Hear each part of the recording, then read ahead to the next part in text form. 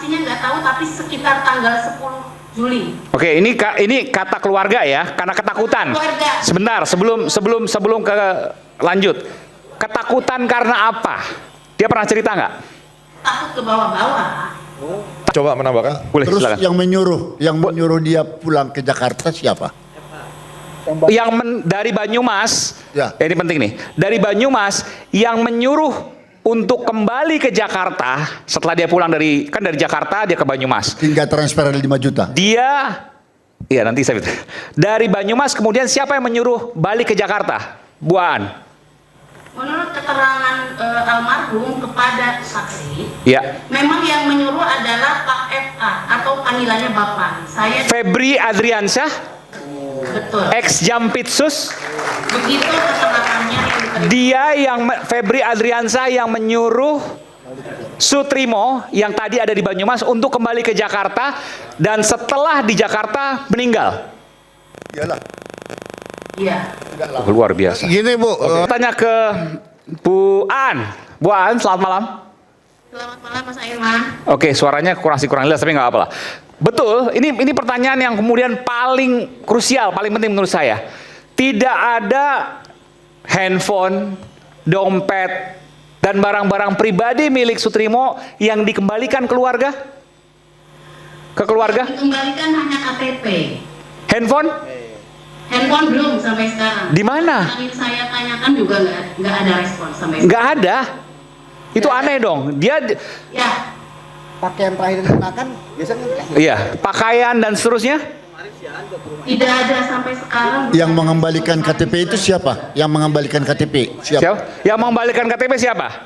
KTP itu dikembalikan oleh pengantar jenazah yang bernama A. Mahmud itu loh. Yang kebetulan kalau di media sudah ada fotonya, itu adalah memang kebetulan pensiunan tentara.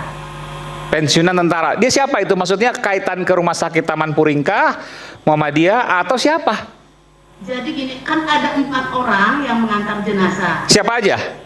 Yang mengantar jenazah itu dua orang itu dari pihak ambulans swasta. Oke. Jadi bukan dari Rumah Sakit Taman Puring, tapi Ambulans swasta, 2 orang. Betul. Yang 2 orang itu mengaku dari pengamanan. Pengamanan itu siapa? Setelah kemarin saya ke rumah, Pengamanan dari ambulans swastanya. bukan. Akhirnya saya mendapat konfirmasi bahwa itu memang keamanan dimaksud adalah orang yang berjaga di rumahnya Pak Febri. Oh, artinya terkait Febri Adriansyah dong ini. Betul. Bung Febrio Adiono itu siapa? Dugaan kami memang ajudannya Pak FA. Oke, Febrio Adriono itu tidak ikut mengantar jenazah. Tidak ikut. Padahal dia ada di titik-titik krusial pada saat kematian almarhum. Betul, dan diduga yang menelpon keluarga menggunakan HP-nya Pak almarhum Sutrimo adalah Febrio Adiono, dugaan kami. Gimana nelfon ke keluarga menggunakan HP-nya Sutrimo? Betul. Yang HP-nya saat ini, Jam 8.30. ya, yang HP-nya saat ini saya garis bawahi, hilang, tidak ada, tidak dikembalikan ke keluarga. Betul. Oh, janggal sekali nih. Padahal dia sebelumnya, Sutrimo sebelum ditemukan tewas misterius, dia ada di kampungnya di Banyumas. Pernah pulang, betul. Bukan. Ini kita bicara soal kronologis ya. Betul. Sebelum ditemukan meninggal, dia ada di kampungnya di Banyumas. Betul, pernah pulang. Pernah pulang, lalu kemudian datang ke Jakarta dan nggak lama kemudian dalam hitungan jam meninggal. Oh, bukan hitungan jam. Boleh saya jelaskan Silakan. kronologisnya? Silakan. Jadi penggeledahan yang dilakukan oleh penyidik, salah satunya adalah di beberapa lokasinya, di 12 lokasi itu kan tanggal 8. Ya. Nah, 8 atau bulan apa? Saya lupa bulan apa? 8 Juli. Juli, Tanggal oke. 9 Juli. Oke, baik. Sutrimo kebetulan sedang menjaga di rumah sebelahnya. Kemudian Rumah sebelah rumah siapa itu? masih punya Pak FA. Masih punya Pak Febri Adriansyah. Oke, silakan. Betul. Karena ketakutan yang bersangkutan pulang, kurang lebih kalau tanggal pastinya nggak tahu, tapi sekitar tanggal 10 Juli. Oke, ini kata keluarga ya, karena ketakutan. Keluarga. Sebentar, sebelum ke lanjut. Ketakutan karena apa? Dia pernah cerita nggak? Takut ke bawah-bawah. Takut ke bawah-bawah. Apa yang diceritakan? Takut ke bawah seperti apa misalnya? Ini cerita ke saksi ya, karena udah dituangkan juga dalam Iya, nggak apa-apa. Pulang tanggal kurang lebih 10 Juli itu Ya. hanya tidak membawa tas sama sekali, menggunakan celana pendek, hoodie, dan juga sandal jepit. Tidak bawa uang sama sekali. Tidak ada yang menyuruh pulang ya? Tidak ada yang menyuruh pulang. Yang menyuruh pulang memang pulang sendiri karena Naik ketakutan. travel, naik apa? Kurang tahu kalau itu. Oke, tapi dia sampaikan ke keluarga. Maghrib sampai. Oke, dia sampaikan ke keluarga kalau Sutrimo ini ketakutan. Betul. Ada yang mengancam? Karena tidak ada. Justru begini, takut ke bawah-bawah karena ada proses hukum itu. Izin Mas Saiman, saya mau nanya sama Ibu ini. Bu Aan, oke silakan. Ibu, saya boleh bertanya Bu? Saya ingin bertanya pada saat itu apakah soalnya di sini beliau menolak otopsi, benar Bu? Si Febrio Adiono. Febrio menolak Iya. Oh, jadi yang menolak Dia mengaku otopsi itu sebagai Febrio Adiono family, ya? Bu, ya? Dia mengaku sebagai aku kerabat. ya ngaku kerabat, benar Bu? Ya kan? Itu Ya. itu informasi dari? Oke. Iya. Yang membawa ke rumah sakit Taman Puring juga Febrio Adiono kan? Benar Bu?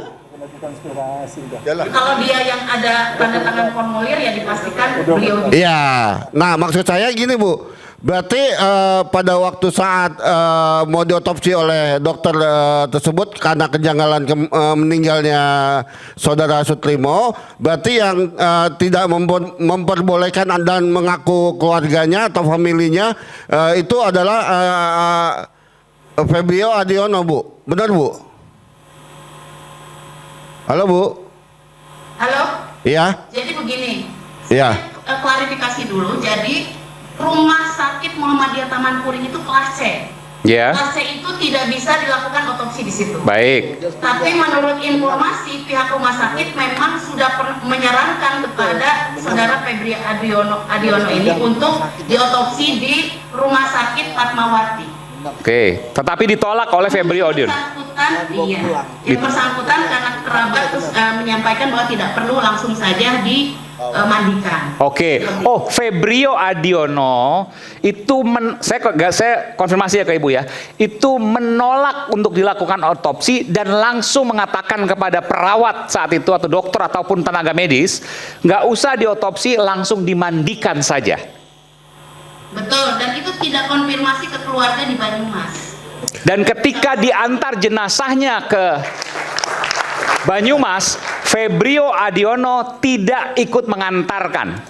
Tidak ikut mengantar. Dia hanya sempat mengabarkan dan mengakui namanya Febrio Adiono ke keluarga? Tidak, makanya tadi kami dugaan. Kenapa? Karena sebenarnya penyidik tinggal ngecek. Oke. Maksud, iya, itu Ada orang yang diduga, yang menurut Ibu diduga adalah Febrio Adiono menghubungi keluarga di Banyumas bahwa Sutrimo sudah meninggal menggunakan handphone milik Sutrimo yang sampai detik ini menghilang, lenyap. betul. Luar biasa. Saya boleh coba menambahkan? Boleh, Terus silakan. yang menyuruh dia pulang ke Jakarta siapa? Dari Banyumas, Ya. ini penting nih, dari Banyumas yang menyuruh untuk kembali ke Jakarta setelah dia pulang dari Jakarta dia ke Banyumas. Hingga transfer 5 juta. Iya nanti saya dari Banyumas kemudian siapa yang menyuruh balik ke Jakarta? Bu Aan. Menurut keterangan almarhum kepada saksi, Ya. memang yang menyuruh adalah Pak FA atau panggilannya Bapak. Saya Febri Adriansyah, betul. ex Jampitsus. Begitu keterangannya yang diterima. Dia Febri Adriansyah yang menyuruh Sutrimo yang tadi ada di Banyumas untuk kembali ke Jakarta dan setelah di Jakarta meninggal. Iyalah. Iya. Luar biasa. Gini Bu, Bentar. izin Mas Saiman. Ada uang 5 juta yang diberikan kepada Sutrimo, saya mendengar gitu. Ya, itu uang siapa? Ya, jadi begini. Tanggal 15 Juli 2026 siang jam 2. Ini pengakuan eksklusif ya, luar biasa ini. Menurut saya ini luar biasa. Silakan. Jadi menurut keterangannya Sutrimo kepada saksi, karena saksi yang serumah ya saat itu, menyampaikan bahwa dia ditelepon sama FA, disuruh pulang ke Jakarta, tiket sudah dibelikan, lalu juga nanti di stasiun ada temannya 2 orang. Gitu. Stasiun di mana? Di stasiun Purwokerto. Oke, oh dari Purwokerto sudah dijemput. Oke. Purwokerto, betul. Siapa yang jemput di situ? Kita tidak tahu. 2 orang, oke. Tidak tahu. Sutrimo berangkat sendiri ke stasiun Purwokerto. Diantar sama saksi. Saksi, ketemu 2 orang itu. Tidak ketemu karena kan nggak boleh masuk. kalau Oke, diantar. sudah ada 2 orang di situ, kabarnya begitu. Lalu kemudian datang ke Jakarta menggunakan kereta api dari stasiun Purwokerto. Iya, tadi yang terkait uang, begitu diperintah pulang, Ya. Sutrimo menyampaikan, Pak, saya nggak punya uang, untuk ke stasiun pun nggak punya. Oke. Karena memang kemarin saya pergi nggak bawa uang, pulang nggak bawa uang. Oke. Lalu menurut keterangan Pak Sutrimo, saya transfer sekarang juga. Dan menurut informasi saksi memang sudah ditransfer sebesar 5 juta. Itu sih sebentar lagi juga akan ketemu, betul nggak ada transfer 5 juta. Sebentar, saya akan transfer sekarang juga, itu kata Febri Adriansyah. Menurut saksi. Itu keterangannya. Yang transfer itu kemudian dari rekening Febri Adriansyah atau dari rekening siapa? Kan kelihatan buku tabungannya. Kita tidak tahu. Kita tidak Belum tahu ditemukan. rekening siapa. Betul. Rekeningnya sampai sekarang tidak bisa diakses, tidak bisa ditemukan. Sebentar lagi kita sedang proses. Nanti ketemu. Sedang proses. Oke. Ya, izin Bu. Dan sebentar. Setelah datang ke Jakarta, itu kan ketahuan tuh. Berapa lama kemudian meninggal? Oke. Menurut Sebentar, yang kirim Sebentar, uang. sebentar, Pak. Jadi yang kirim uang yang 5 juta itu FA. FA, betul. Oke, silakan. menurut keterangannya begitu. Hmm.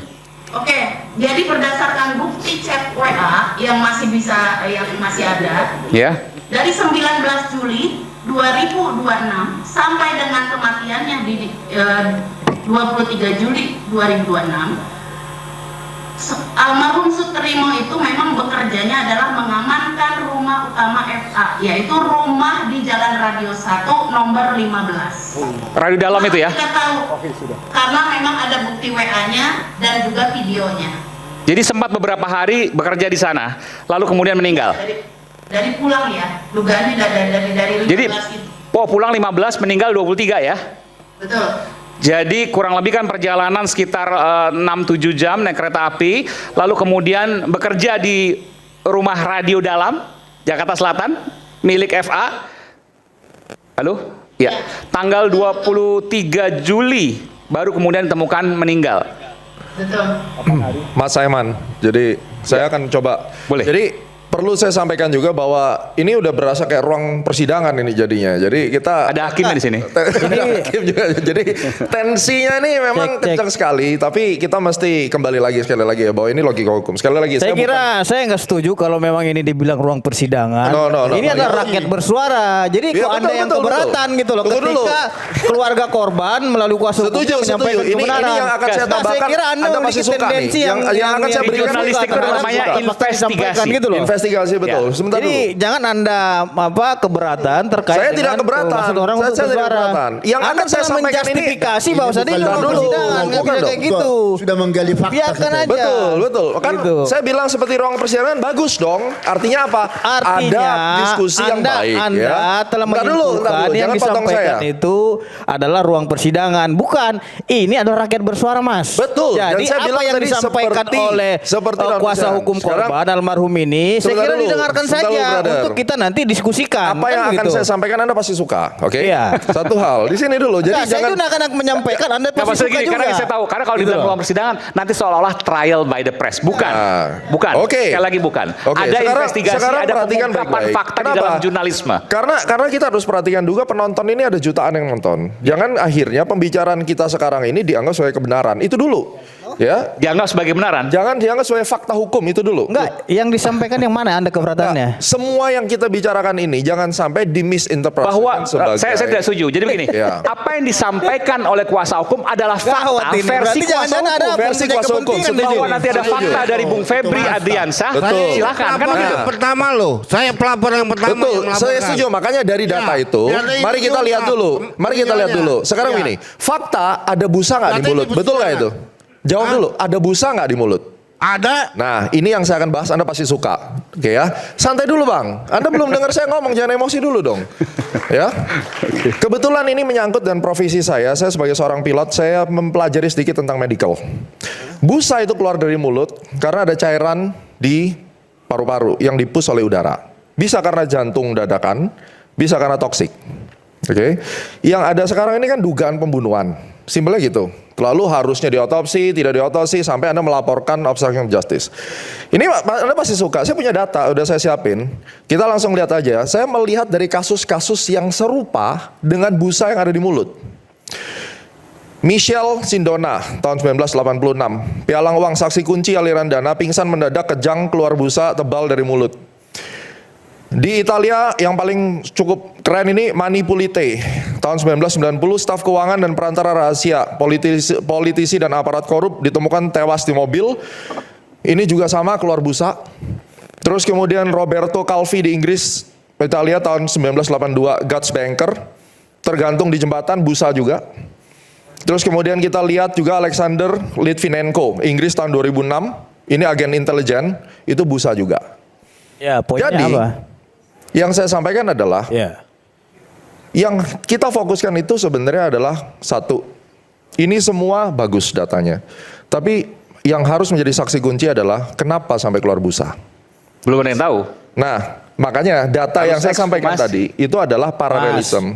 Kita Ntar dulu. juga masih menunggu hasil ekshumasi. Makanya. Jadi nggak ada di sini yang menyimpulkan. Ini bukan Anda menyimpulkan. Ini udah kayak paling benar aja Oh, saya lihat bukan di paling sini, benar. Gitu. Jangan potong Jadi saya, kita sama-sama brother. menunggu ini, Tunggu Mas. dulu. Kita sama-sama menunggu. Iya, Nah, jadi jangan pertanyaan Anda saya. bilang, Bang, tadi Tunggu Anda dulu. menyimpulkan seperti Nah, persidangan gitu, nggak bisa. Anda kayak gitu. nggak relevan. Anda nggak. Bukan, Ntar Anda dulu, yang ntar tidak dulu. relevan. Anda membatasi orang untuk menyatakan pendapatnya Tidak. gitu loh. Nggak boleh. Lah Anda barusan motong saya gimana? Ya, saya juga belum ada berbicara di sini. Anda terus yang berbicara dari Fokus tadi. dulu, Gitu loh. fokus dulu, sebentar dulu. Jadi ini kan belum jadi kalau selesai. ada pendapat orang, silahkan didengarkan pendapat Loh, orang saya masing-masing. sangat setuju. Justru Jangan tadi Anda menyalahkan itu bagus pendapat sekali orang. datanya. Itu nggak tidak boleh menyalahkan. kayak Anda yang gitu. mengatakan menyalahkan. Anda, Bentar dulu. Anda berarti Jadi ada begini, Bang. kepentingan di sini gitu loh. Udah gini dulu, gini.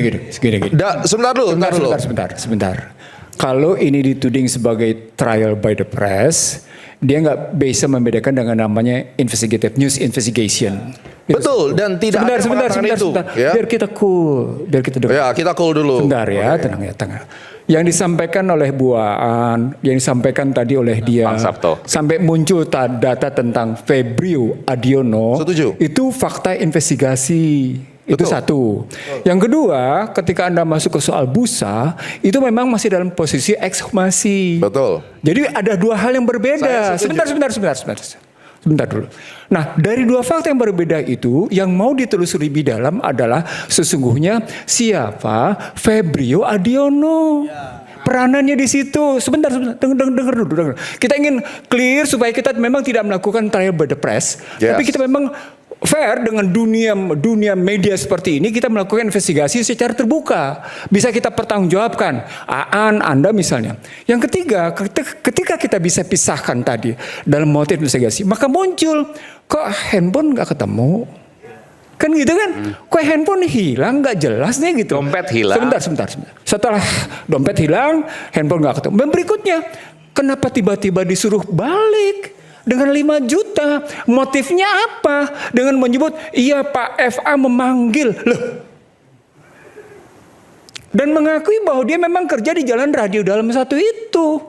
Jadi ada beberapa fakta-fakta baru dari investigasi malam ini yang perlu didalami lebih lanjut. Gitu Oleh karena temuannya, itu, gitu saya ceritanya. setuju. Oleh karena itu, saya menyampaikan satu hal, di mana data-data tadi bagus sekali, ya. Jadi sebenarnya kita tuh satu pemahaman, cuma hanya ada sedikit perbedaan di awal.